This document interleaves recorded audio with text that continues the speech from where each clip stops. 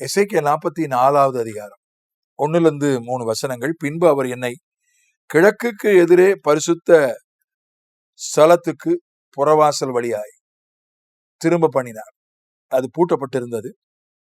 அப்பொழுது கர்த்தர் என்னை நோக்கி, இந்த வாசல் திறக்கப்படாமல் பூட்டப்பட்டிருக்கும், ஒருவரும் இதற்குள் பிரவேசிப்பதில்லை. இஸ்ரவேலின் தேவனாகிய கர்த்தர் அதற்குள் பிரவேசித்தார். ஆகையால் அது பூட்டப்பட்டிருக்க வேண்டும். அது அதிபதிக்கே ஊறியது. அதிபதி கர்த்தருடைய சந்நிதியில் போஜனம் பண்ணும்படி இதில் உட்காருவான். அவன் வாசல் மண்டபத்தின் வழியாய் பிரவேசித்து மறுபடியும் அதன் வழியாய் புறப்படுவான் என்றார். கிழக்கு வாசல், எருசலேம் பட்டணத்தினுடைய கிழக்கு வாசல், அது பூட்டப்பட்டிருக்க வேண்டும். ஏனென்றால் அது இயேசு கிறிஸ்துவுக்கு உரியது. அவர்தான் அதில் பிரவேசிப்பார். இஸ்ரவேல் நாடு உருவாவதற்கு முன்பே அது பிரிட்டிஷாரால் கைப்பற்றப்பட்டது. அந்த நாடு பிரிட்டிஷார் அதை கைப்பற்றி, பிரிட்டிஷ் இராணுவத்தினுடைய தளபதி எருசலேம் பட்டணத்துக்குள்ள குதிரையில போவதற்கு மறுத்து விட்டார். என்னுடைய ஆண்டவர் தான் இதுல குதிரையில போகணும், நாம் போகக்கூடாதுன்னு இறங்கி நடந்து போனார். கிழக்கு வாசலை, எருசலேம் பட்டணத்துடைய கிழக்கு வாசலை மூடும்படி உத்தரவிட்டார். அதை மூடி வைத்திருந்தார்கள். காரணம், அந்த கிழக்கு வாசல் வழியாகத்தான் இயேசு ராஜாதி ராஜாவாக வரும்போது அவர் கிழக்கு வாசல் வழியாகத்தான் எருசலேம் பட்டணத்துக்குள்ளே பிரவேசிப்பார். அது அதிபதிக்கே உரியது. கர்த்தர் இதற்குள் பிரவேசித்தார் என்று சொல்லப்பட்டிருக்கிறார். ஆகினால இந்த கிழக்கு என்பது 12 வாசல்கள் எருசலேமுக்கு. கிழக்கே 3, மேற்கே 3, வடக்கே 3, தெற்கே 3.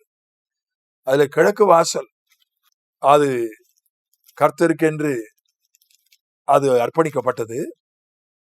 கிழக்கை பற்றி வேத புத்தகத்துல நிறைய காரியங்கள் உண்டு. ஏதேன் தோட்டம் கூட கிழக்கே தான் அது உருவாக்கப்பட்டதாக வேதம் சொல்லுகிறது. ஆதியாகமம் 2ஆம் அதிகாரம் அங்கே சொல்லப்பட்டிருக்கிறது. 8ஆம் வசனம், தேவனாகிய கர்த்தர் கிழக்கே ஏதேன் எனும் ஒரு தோட்டத்தை உருவாக்கி, மனிதன் எங்கே சிருஷ்டிக்கப்பட்டானோ அந்த இடத்திலிருந்து கிழக்கு பக்கத்துலதான் ஆண்டவர் ஏதேன் தோட்டத்தை உருவாக்கினார். அதே போல ஏதேன் தோட்டத்திலிருந்து ஒரு நதி புறப்பட்டு அது பிரிந்து 4 பெரிய ஆறுகளாகி ஏதேன் தோட்டத்துக்கு வெளியில பல தேசங்களுக்கு ஓடியது.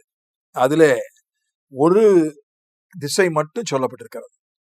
ஆதியாகமம் 2:14, 3ஆம் ஆற்றுக்கு இதேக்கேல் என்று பெயர், அது அசீரியாவுக்கு கிழக்கே ஓடும். 4ஆம் ஆற்றுக்கு ஐப்பிராத்து என்று பெயர். ஏதேன் தோட்டத்தோடு கிழக்கு சம்பந்தப்படுத்தி சொல்லப்பட்டிருக்கிறது. அதுல இருந்து புறப்பட்டு ஓடின நதியோடு கிழக்கு சம்பந்தப்படுத்தி சொல்லப்பட்டிருக்கிறது. கிழக்கிலிருந்துதான் சாஸ்திரிகள் வந்து இயேசுவை அவர் பிறந்தபோது அவரை தரிசித்தார்கள்.